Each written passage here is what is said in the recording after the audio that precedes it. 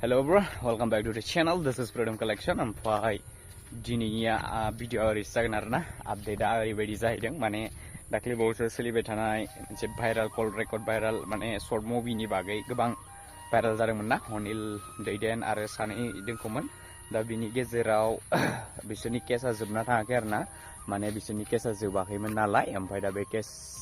सोलिबाय थादोंमोन माने पुलिस केस जाबायमोन आरोना बिथांमोना माने सासे 12 बोसोरनि गथ'खौ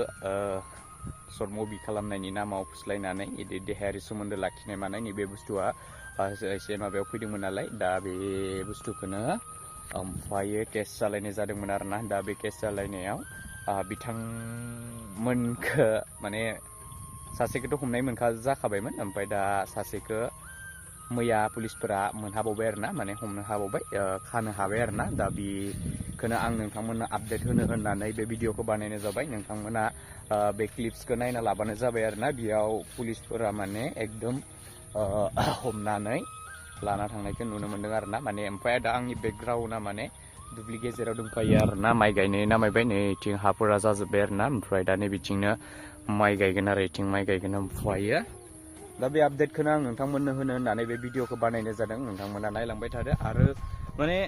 नोंसोर मा सानो आंनि मथेबाथ' ना जायफोर बायदिया बेफोरबायदि गाज्रि खामानिखौ माबा मोनसे गावसोरनि मुलाम्फानि बागै खामानिखौ मावो बेफोरबायदिखौ माने साजा होनांगौ आंनिबाथ' साजा होनाया मोजां होननानै सानो आरोना नोंथांमोना मा सानो जाहाथे बेफोरबायदि गाज्रि खामानि मावबाय थायोबा जोंनि बर' फिल्म इन्डास्ट्रियाव माने गोबां माने मानसिफोरा जोंनि बर'नि जानाखि गोदो आर्टिस्टफोर बैसोर आर्टिस्टफोरनि बागैबो माने फोथायनाय गैयि जालांगोन आर्टिस्टफोर माने गोदान जाखांफुनो जायफोरा खालामनो सानदों गोदान भिडिअफोर बानायनाय एबा एलबाम एक्ट्रेसफोर जानो साननाय एक्टरफोर जानो साननाय बिथांमोननि न'खरफोराबो बेफोरबायदि सासे सानै मानसिनि थाखायनो माने हेगारनो गिनाय मोनगोन जायनि जाहोनाव जोंनि बर' फिल्म इन्डास्ट्रिया माने उनाव गोदोलांगोन आरोना गोदोलांनाय माने उनाव आर्टिस्टफोरा ओंखारै बैसा जालांगोन बेबायदि आखलबा बेखायनो जायफोरा गाज्रि खामानि मावदों बिसोरखौ डाइरेक्ट साजा होनांगौ आंनि मथेबा आरोना नोंथांमोना मा सानो बेखौ कमेन्ट बक्सआव खिथाहरबानो जाबाय आंनिबाथ' बिथांमोनखौ साजा होनायानो मोजां जाहाथे इयुनाव बेफोरबायदि गाज्रि मानसि ओंखारा नै बेखौसो साननानै आङो बे भिडिअखौ बानायनाय जादों नोंथांमोना मा बुङो नोंथांमोननि सायाव खिन्थु आंनि फारसेबा बेफोरबायदि माने जायफोरा गाज्रि खामानि मावदों बेफोरखौ साजा होखानांगौ खेबसेयावनो होमबाना फिउचाराव रावबो बेफोरबायदि नेक्स्ट टाइम बेफोरबायदि खामानि रावबो मावनाय नङा गिनाय फैगोन होननानै आं सानो आरोना बेबो माने रेप केस बायदि जाना दङ नालाय दा बेखायनो जेब्ला 12 बोसोरल'सो होन्दोंमोन नामा गथ'खौ 12 बोसोरनि उनावथ' उन्दैयानो जागोन माने सिख्ला देरनाय आरोना उन्दै माने सिख्ला देरफुहांनाय बेफोरबायदि मानसिखौनो बिदि खालामदों होननानै गोबां रेकर्ड जाबाय दा एसे साननैसो सिरि थाथ'दोंमोन खिन्थु मैयायो हमनो हाबाय पुलिसआ मोनसे क्लिप गोबां भाइराल जादों बे भाइरालखौनो आं नोंथांमोननो देखायनो नामायदों आरो नायलांबाय थादों नैबेयाव दैदेन होननाय सासे जायनोखि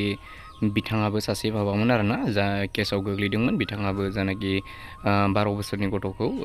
देहायारि सोमोन्दो खालामनायनि केसाव गोग्लैफादोंमोन बिथांखौ पुलिसा हमनो हाबाय पुलिसनो हमना लानो हायनायखौ नैबेयाव नुनो मोन्दों नोंथांमोना नायबानो जाबाय बेनोमोन आरोना दैदेन होननाया जाय खारखुमाना दंमोन दा बिथांखौ हमनो हाबाय आरो अनिलमोनखौ हमनो हादों हायाखै बेखौ मोजां नुवाखै दा साननैसोनि उनाव आपडेटखौ मोनगासिनो नोंथांमोना नायलांबाय थाबानो माने दैदेनखौ हमनो हाबाय ओमफ्राय खिन्थु अनिलखौ हमनो हादों हायाखै बेखौ जेबो मोजां मोनथिथ'वाखै आरोना खिन्थु रावबो बारग'आ माने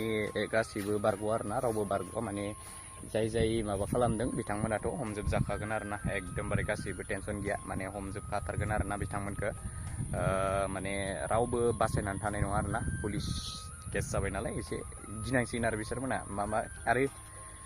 दायखौ मावना लाबाय नालाय माहाथो बारग'नो हाजार बाब्राबबाबोथ' बारग'आ जेब्ला दाया जायो बे दाय खालामग्रा मानसिया एसेबाबो साजा मोनखायो ओंखायनो मोनगोन बिथांखौबो जाय खारखुमाना दं बिथांमोनखौबो मोनजोबगोन आरोना दायो